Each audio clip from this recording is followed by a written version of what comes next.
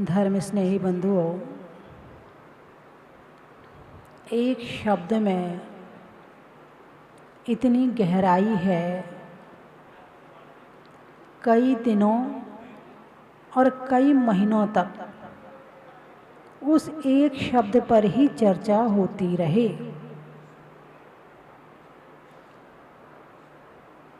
अभी आप प्रमाण शब्द पर सुन रहे थे, कल भी सुना, प्रमाण पर सुना, आज भी सुना, प्रमाण पर सुना।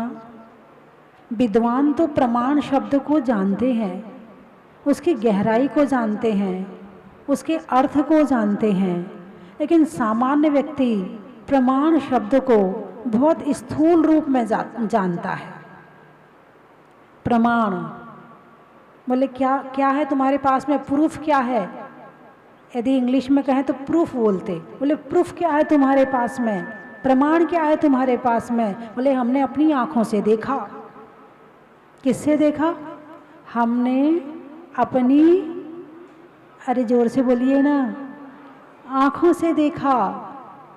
अब आँखों से जो देखा है आप उसे प्रमाण मानते हो। हमने अपने कानों से सुना है, जो कानों से सुना है बस आप उसे प्रमाण मानते हो। लेकिन यहाँ तो प्रमाण का अर्थ इससे भी आगे है, इससे भी ज़्यादा है, इससे भी गहरा है। भाई आपने आँखों से देखा, तो आँखों ने देखा क्या? अरे बोलिए ना, आँख देखती है क्या? आपसे प्रश्न, बच्चों से प्रश्न है, आँख देखती है क्या? आँख नहीं देखती। आँख से देखते हो, ये देखने वाला कौन है?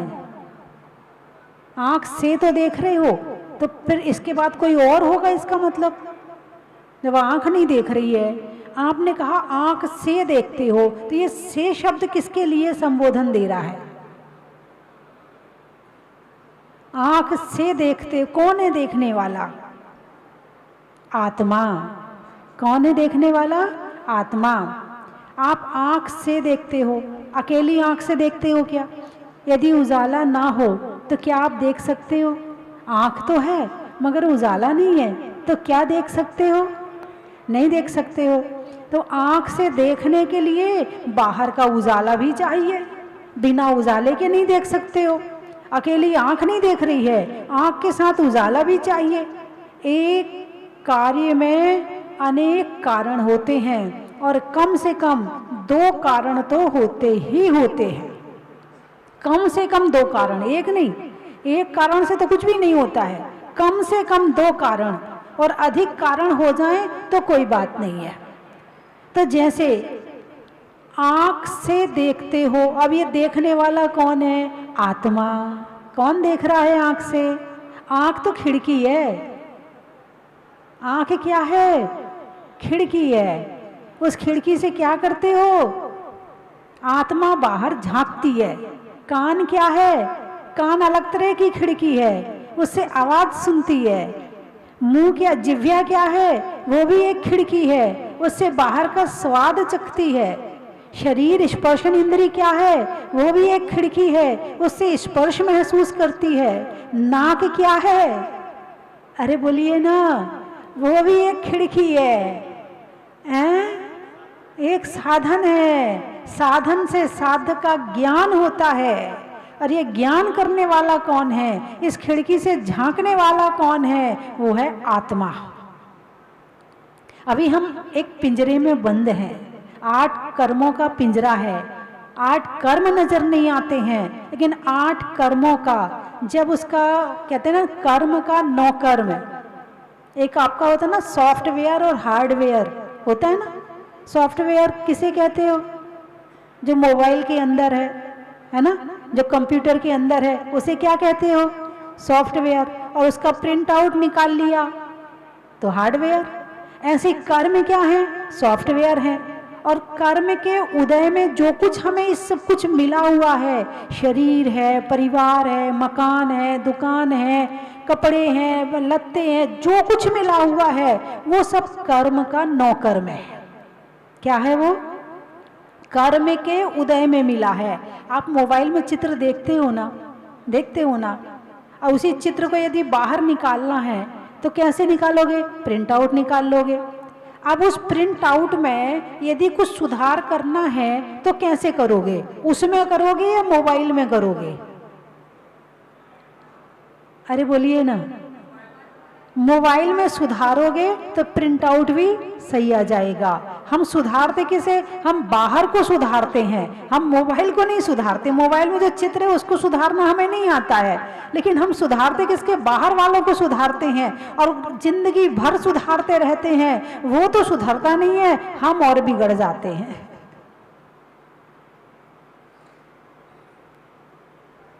तो प्रमाण, मति ज्ञान, श्रुत ज्ञान, अवधि ज्ञान, मनय पर्याय ज्ञान और केवल ज्ञान, इसे कहा है प्रमाण। प्रमाण के भेद कितने होते हैं? 5 होते हैं। कौन कौन से होते हैं? मति, श्रुत, अवधि ज्ञान, मनय पर्याय और केवल ज्ञान, है ना। तो हमारे पास कौन सा ज्ञान है? बच्चे बताएंगे। मति ज्ञान और श्रुति ज्ञान, दो ज्ञान है आपके पास में। अच्छा, और भगवान के पास में कौन सा ज्ञान है? हैं? भगवान के पास कौन सा ज्ञान है? कितने ज्ञान है? 5 ज्ञान है भगवान के पास में। हाँ, सही बात है। भगवान बड़े होते हैं तो उनके पास में 5 ज्ञान है। हम छोटे हैं तो हमारे पास में 1 ज्ञान है। सही बात है। बच्चे तो गिनती लगाएंगे, हैं भाई, नोट 5 हैं, है ना। एक एक के नोट या 5 के नोट 5 हैं, और 1000 का नोट है। और बच्चों से पूछो कौन सा वाला चाहिए तो क्या कहेंगे? 5 चाहिए। उन्हें अभी पता नहीं है कि 1000 का नोट बड़ा है या छोटे छोटे ये 5 नोट बड़े हैं, है ना। तो जो छोटे छोटे नोट हैं वो गिनती समझता है। तो हमारे बच्चे कह रहे भगवान के पास में 5 ज्ञान हैं और हमारे पास में 2 ज्ञान है। नहीं, जैसे हजारों रुपए रखे हों और 1 करोड़ रुपए का एक नोट बनाओ और 1000 रुपए के 1000 नोट हों, कौन सा नोट बड़ा है? अरे बोलिए ना, 1 करोड़ का। ऐसे मति ज्ञान, श्रुत ज्ञान, अवधि ज्ञान, मनय पर्याय ज्ञान, ये सब हैं तो ज्ञान, लेकिन अभी पूर्ण उघड़े हुए नहीं हैं। जैसे एक लालटेन है, लालटेन में जब जलती है लालटेन तो उसमें धुआं कांच पे लग जाता है, तो उजाला थोड़ा थोड़ा बाहर आता है, पूरा उजाला बाहर नहीं आता है। फिर उसमें एक जगह थोड़ा सी, इतनी सी जगह साफ कर दो तो थोड़ा उजाला बाहर आया, फिर दूसरी जगह साफ कर दो तो थोड़ा और बाहर आया, ऐसी 4 जगह साफ कर दो तो 4 जगह से उजाला बाहर आ रहा है। लेकिन पूरा शीशा साफ कर दो तो वो 4 गोले कहाँ चले गए? उसकी जरूरत ही नहीं है, क्योंकि पूरा शीशा साफ हो चुका है। ऐसे ही जो ये क्षयोपशम ज्ञान है, तो ये जब छाई ज्ञान हो जाता है तो क्षयोपशम ज्ञान की आवश्यकता नहीं होती है ना। तो बंधुओं,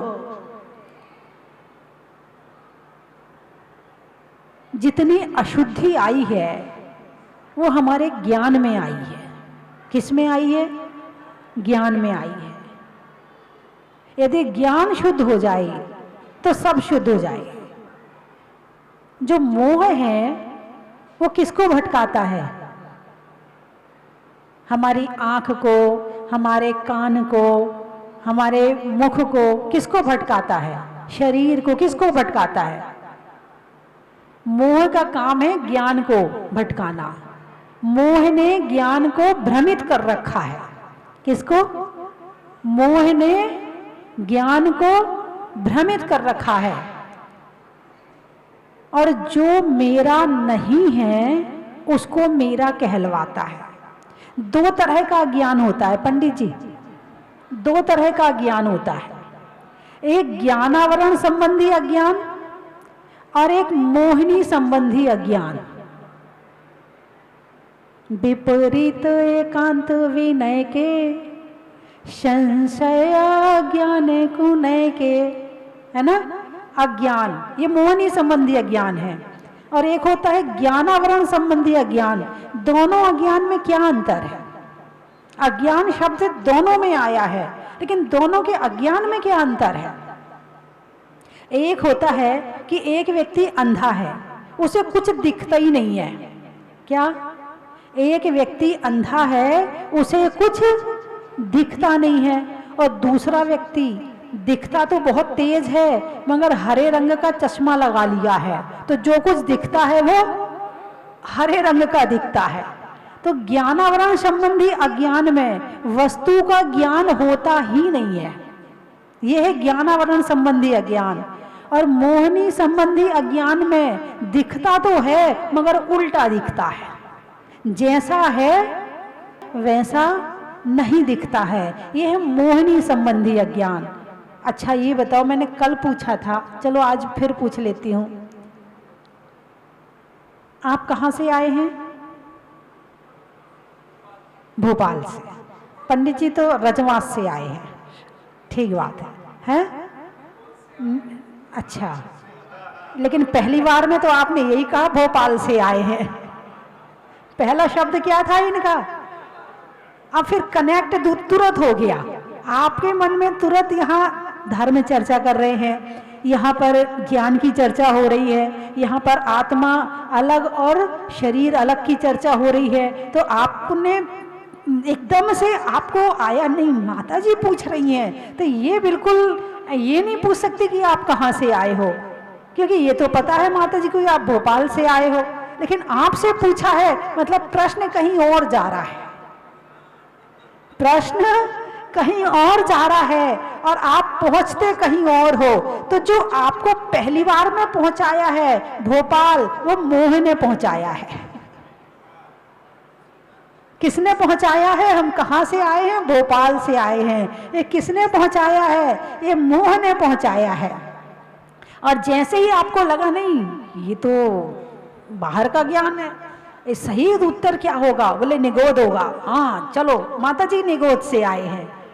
अब ये ज्ञान आपका काम कर गया, अभी ज्ञान काम किया है, चारित्र इससे बहुत आगे है। अभी तो ज्ञान में वो बात बस जाए ये भी बहुत बड़ी बात है, चारित्र में आना तो बहुत दूर की बात है। अभी तो हमारा ज्ञान ही शुद्ध नहीं हो रहा है, ज्ञान ही सही नहीं हो रहा है। और ज्ञान भी सही हो जाए ना तो चौथे गुण स्थान में है अभी ज्ञान। ज्ञान के शुद्ध होने पर, ज्ञान थोड़ा बहुत ठीक होने पर, सम्यक ज्ञान होने पर हम चौथे गुण स्थान में आते हैं। लेकिन पांचवें गुण स्थान में कब पहुंचते हैं? जब एक देश चारित्र आता है।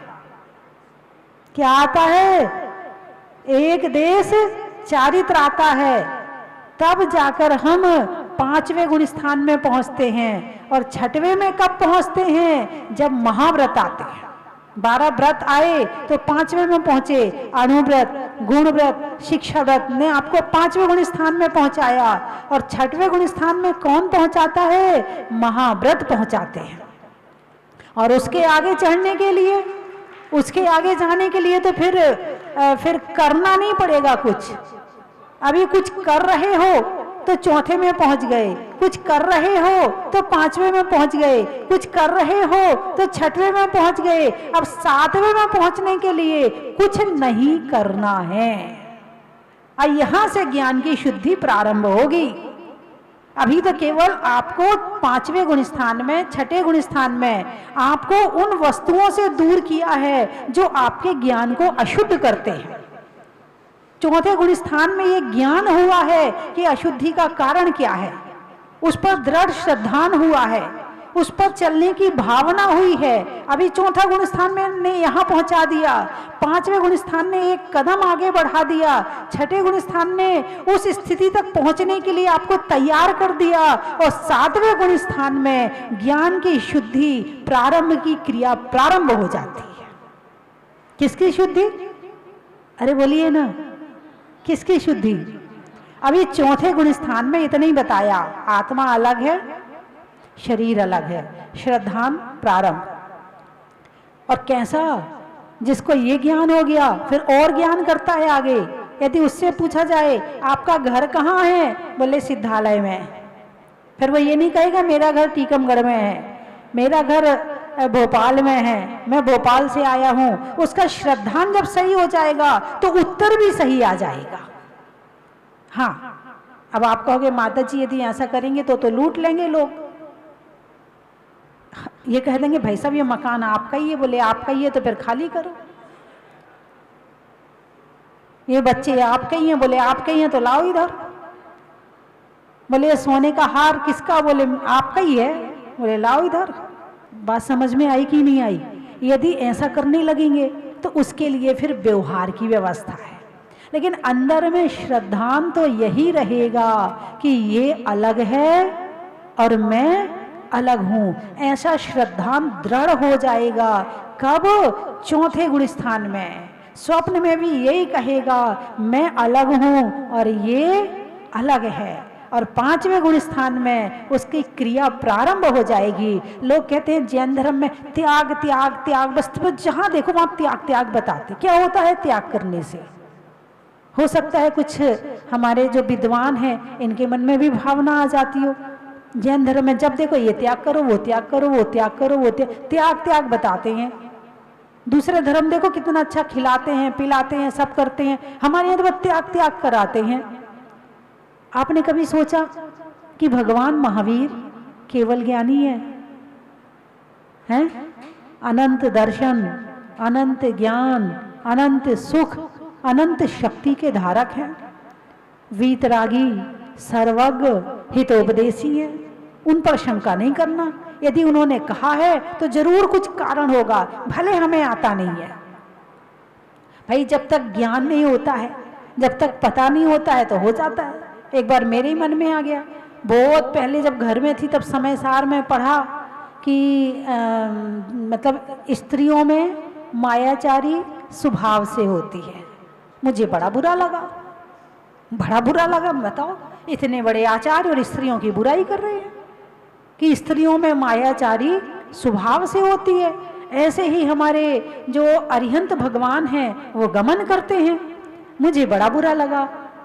मैंने कहा जब मैं आगे पढ़ूंगी लिखूंगी और आगे बढ़ूंगी, और जब मैं लिखूंगी ना तो मैं पुरुषों की बुराई लिखूंगी। क्या भावना आई मेरे अंदर? मैं पुरुषों की बुराई लिखूंगी। फिर उसके बाद और स्वाध्याय किया, और स्वाध्याय किया, और स्वाध्याय किया, और स्वाध्याय किया, और स्वाध्याय किया। और जितने स्वाध्याय करती गई उतने अज्ञान के पर्दे हटते गए। और एक स्थिति ऐसी आई कि आचार्य कुंद स्वामी ने जो कहा है वो परम सत्य है।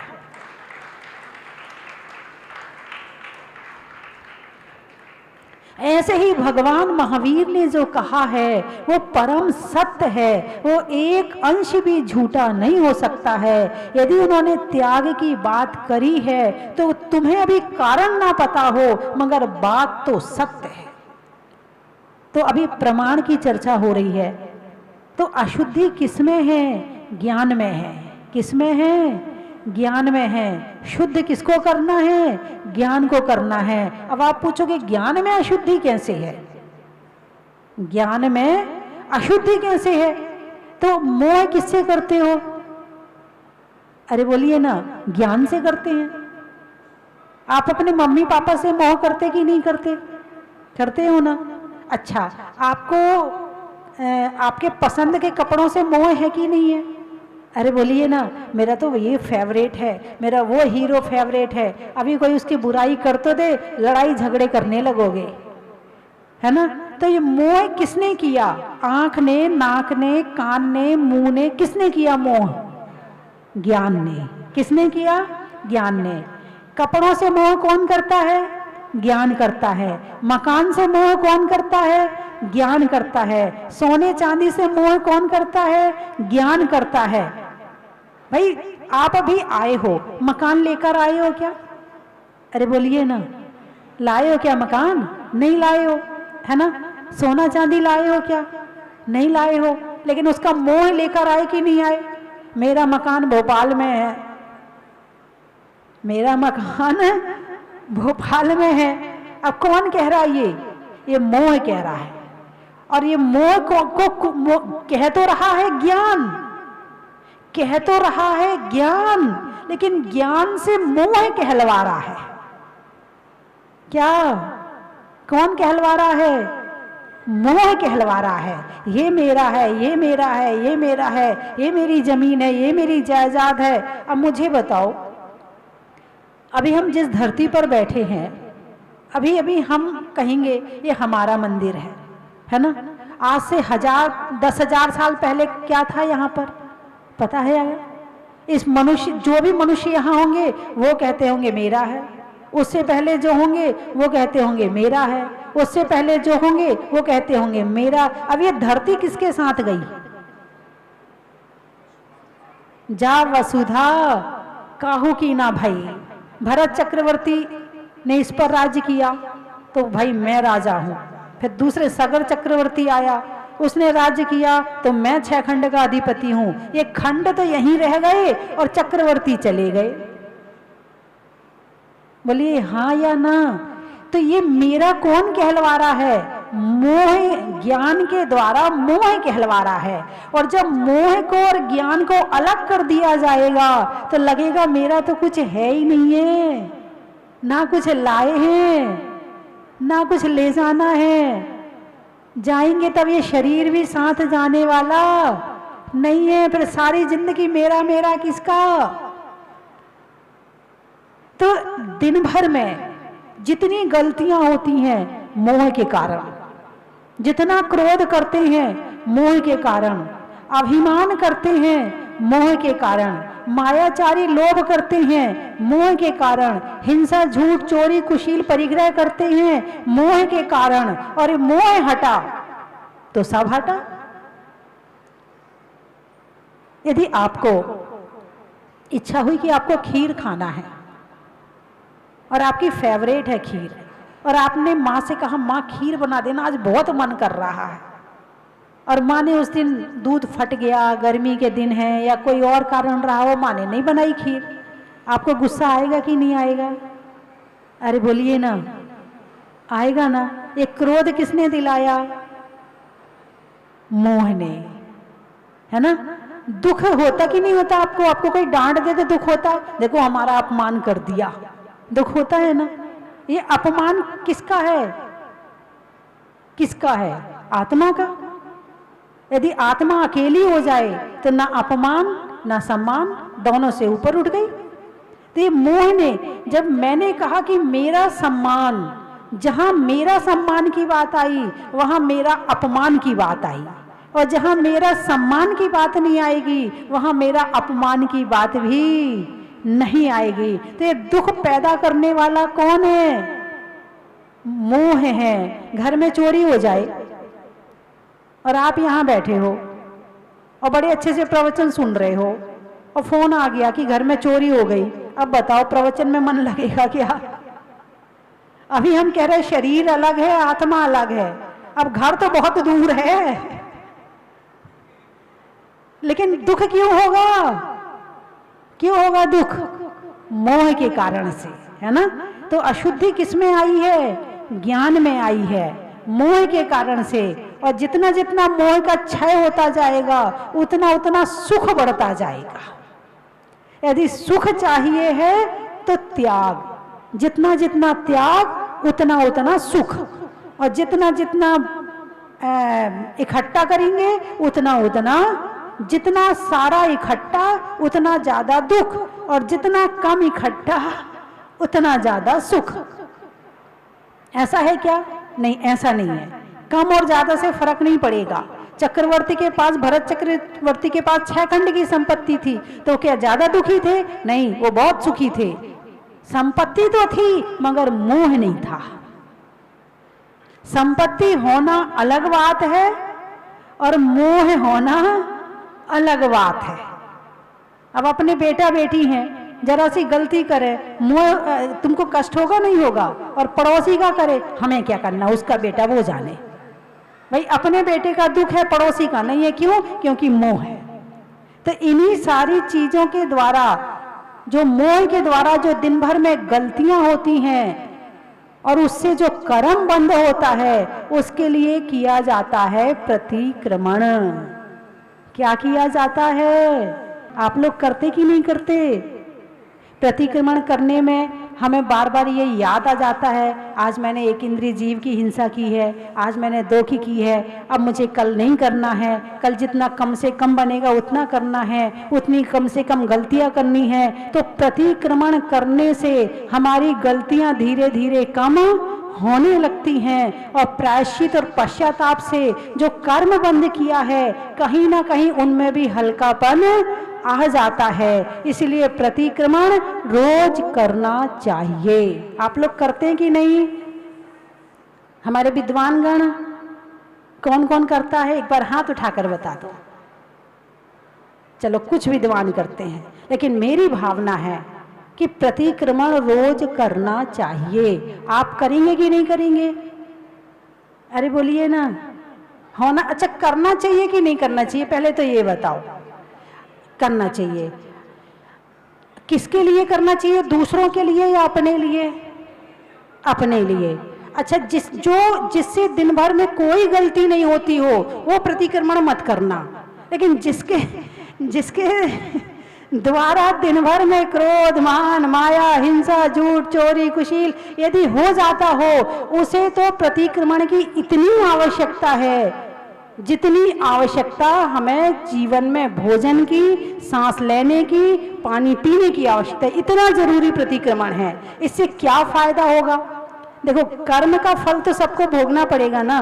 जब कर्म का उदय आएगा, एक होता है कि 105 डिग्री बुखार और एक होता है 101 डिग्री बुखार। कौन सा बुखार बढ़िया है? अरे बोलिए ना भाई, चॉइस तो करना पड़ेगी, 2 में से एक को तो चुनना पड़ेगा।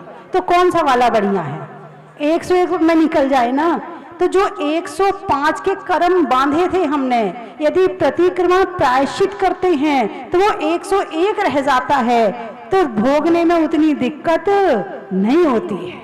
इसीलिए प्रतिक्रमण रोज करना चाहिए, करवाना चाहिए। कल करवाया था ना आप लोगों को? किस किस ने किया था? किस किस ने कल प्रतिक्रमण किया था? हाथ उठाकर बताओ। किया था? बहुत बढ़िया। प्रतिक्रमण किताब भी है, हर जिनवाणी में भी है, हर जगह उपलब्ध है। और आप किसी ज्योतिषी के पास जाओ, ज्योतिषी जी, हमारे पंडित जी बैठे हैं अभी यहाँ पर, जो 2 ज्योतिषाचार्य बैठे हैं हमारे पास में, गजेंद्र जी और हमारे विनोद जी, है ना। अभी यहाँ पर हमारी ज्योतिष की क्लास भी चल रही है, उसमें बताया भी जा रहा है। अभी मैं एक बार और अगले बार के शिविर में मैं पंडित जी से उससे अगले में एक एक करके धीरे धीरे कि भाई शनि को ठंडा करने, भाई जैसा बाहर हवा है कि शनि लगता है तो धन से दूर कर देता, तो क्या करें? तो लोग बहुत भटकते हैं इसके लिए। तो उसके लिए भी एक बार शिविर में, एक वर्ष के शिविर में वो भी करवाया जाएगा पंडित जी के द्वारा कि उसका उपाय बताइए। तो उसका एक उपाय तो मैं बता देती हूँ आपको, आज ही बता देती हूँ, है ना। अभी पंडित जी से पूछोगे तो वो भी वही बताएंगे। और वैसे तो देखो, भगवान महावीर की बात मान लो तो शनि की जरूरत ही नहीं, शनि वैसे ही भाग जाएगा।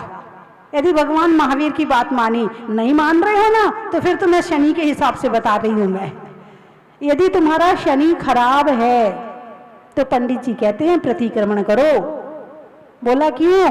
बोले शनि जज है, जो करोगे वैसा फल देगा। जज है और जज के सामने अपनी गलती स्वीकार कर लो। जज साहब गलती हो गई, आगे नहीं करेंगे, बस आप तो बस एक बार क्षमा कर दो, प्रतिक्रमण कर लो, प्रायश्चित कर लो, वो क्षमा कर देगा। ऐसे ही प्रतिदिन प्रतिक्रमण, प्रायश्चित, पश्चाताप करते रहो, आपका शनि वैसे ही शांत रहेगा।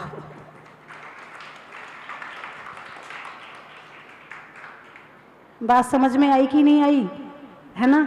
देखो, अभी आप संसार में रह रहे हो और इतने डूबे हुए हो कि अभी मैं सीधे आपको आत्मा के ध्यान में पहुंचाऊं तो आप पहुंचने वाले नहीं हैं। अभी आप शनि में भी फंसे हैं, अभी आप मंगल में भी फंसे हैं। तो पहले आपको उस वहाँ से धीरे धीरे निकालूंगी, लेकिन जब तक उसमें फंसे हो तो उसका उपाय भी उसी तरह से बताऊंगी। जैसे छोटा बच्चा है, स्कूल नहीं जाता तो माँ कहती बेटा लॉलीपॉप ले ले, बेटा तेरे टिफिन में ना तेरी पसंद का नाश्ता रख दूंगी, तू स्कूल जरूर जा। तो बेटा कहता अच्छा। और जब बड़ा हो जाए तो माँ कहती बेटा आज छुट्टी ले ले। नहीं नहीं मम्मी, बहुत कोर्स छूट जाएगा, स्कूल जाना बहुत जरूरी है। ऐसा होता कि नहीं होता? ऐसे ही आपको उस लेवल तक पहुंचाना है जहां तक ये दिखने लगे कि ये सारी दुनिया अलग है और तुम अलग हो। शरीर में कान का, रहने में मकान का, और प्राप्त करने में सम्यक ज्ञान का, चावल के माण का, जंगल में झाड़ का, और आत्मा में प्रमाण का, अनाज में चने का, पेड़ में तने का, और प्रमाण को समझने का, अनाज में दाने का, इनाम में पाने का, और शिविर में आने का, कर्म के हरने का, त्याग के वरने का, और अपने जीवन में समय को सार्थक करने का, मन को मोड़ने का, पर्वत को तोड़ने का, और शिविर में आने का एक भी मौका नहीं छोड़ने का, खिड़की में सर्दी में बंद का, नहीं होने में द्वंद का, और शिविर में आने वाले आनंद का। परम पूज्य गणनी आरिका स्वस्ति भूषण माता जी को निवेदन करें कि त्रिलोक तीर्थ पंच कल्याणक जो होना तो नवंबर में है, लेकिन उस नवंबर में आप अपना सानिध्य दें और आपका सानिध्य मिलेगा तो चाहे हम उसकी डेट थोड़ी सी आगे भी बढ़ा सकते हैं, लेकिन आपको अवश्य ही त्रिलोक तीर्थ बड़ा गांव के पंच कल्याणक में अपना सानिध्य देना है। श्रीफल हमारे ब्रह्मचारी जय निशांत जी और मैं खुद समर्पित कर रहा हूं, क्योंकि भाइयों तृष्णाड़ी का वहां निर्माण हुआ है और तृष्णाड़ी में संपूर्ण जिनालय जितने पड़ रहे हैं उन जिनालयों में प्रतिमाएं विराजमान होना है, तो वहां शताधिक प्रतिमाएं विराजमान हो रही हैं और उन प्रतिमाओं का पंच कल्याणक होना है। तो पूज्य गणनी आरिका स्वस्ति भूषण माता जी अपना सानिध्य प्रदान करके हम सबको और बड़ा गांव कमेटी को, श्री महेंद्र कुमार जैन जो कार्याध्यक्ष हैं वहां के उस कमेटी के, और श्री गजराज गंगवाल अध्यक्ष हैं, पूज्य माता जी को निवेदन किया है और माता जी से आग्रह किया है, माता जी आप आचार्य विद्याभूषण सन्मति सागर महाराज की सुयोग्य शिष्या हैं और आपके द्वारा बहुत धर्म की प्रभावना हो रही है। जहां आपने जहाजपुर तीर्थ क्षेत्र का निर्माण किया है, वहीं केशवराव पाटन का यह अतिशयकारी तीर्थ क्षेत्र आपके मार्गदर्शन में नवीनता को प्राप्त हो रहा है और इसकी भी विशिष्ट प्रभावना हो रही है। वहीं बड़ा गांव उन्हीं की शिष्या होने के कारण वह 14 मंजिल का जो विशाल त्रिलोक तीर्थ मंदिर है, जिसे विश्व के कैलेंडर पर स्थापित संयुक्त राष्ट्र संघ ने प्रथम स्थान दिया है, उस मंदिर में होने वाली प्रतिष्ठा में आप सादर आमंत्रित हैं और आप अपना सानिध्य देकर संपूर्ण समाज को और त्रिलोक तीर्थ कमेटी को कृतार्थ करें। परम पूज्य गणनी आरिका स्वस्ति भूषण माता जी की जय। आप अपना संदेश दे दें और हम लोग उस संदेश को वहां तक पहुंचा देंगे। और ये नहीं, आपको यहाँ पर हमने यहाँ निवेदन किया है, आपका मतलब है आपका पूरा संघ और पूरे भारत में प्रसिद्ध हो रहा है। आज हम पहली बार आए सपरिवार शांतिधारा की, बहुत आनंद आया। माता जी का बहुत बहुत आशीर्वाद बना रहे, सबकी शुभकामनाएं। चलो स्वस्ति धाम, चलो स्वस्ति धाम, आओ स्वस्ति धाम, चलो स्वस्ति धाम।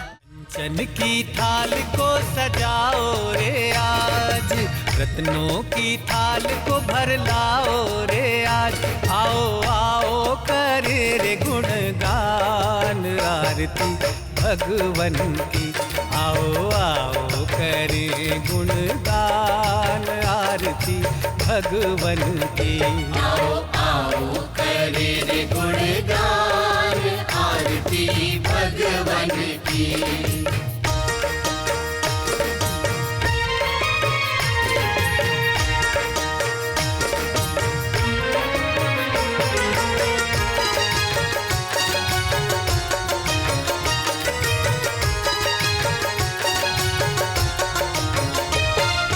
पिता सुमित्र के राज दुलारे, माँ पद्मा जी के नैनों के तारे।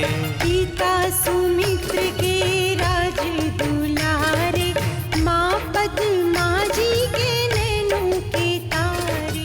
राजस्थान की धर्मस्थली केशवरायपाटन जिला बूंदी में भारत गौरव स्वस्ति धाम जहाजपुर तीर्थ प्रणेत्री परम विदुषी लेखिका गणनी आर्यका 105 श्री स्वस्ति भूषण माता जी के परम निर्देशन में निर्माणाधीन 2500 वर्ष प्राचीन श्री मुनि सुव्रतनाथ दिगंबर जैन अतिशय क्षेत्र का जीर्णोद्धार, जिसमें प्राचीनता और नवीनीकरण का अद्भुत मेल माता जी की प्रेरणा से आप सभी को देखने को मिलेगा।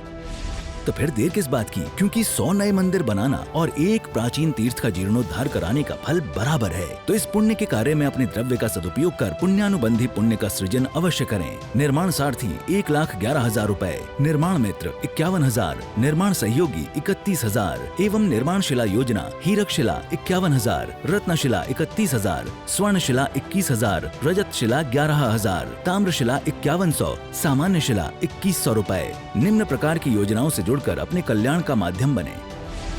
दान देने हेतु खाता विवरण निम्नवत है। अधिक जानकारी हेतु संपर्क करें 8306423108 और 9351996323।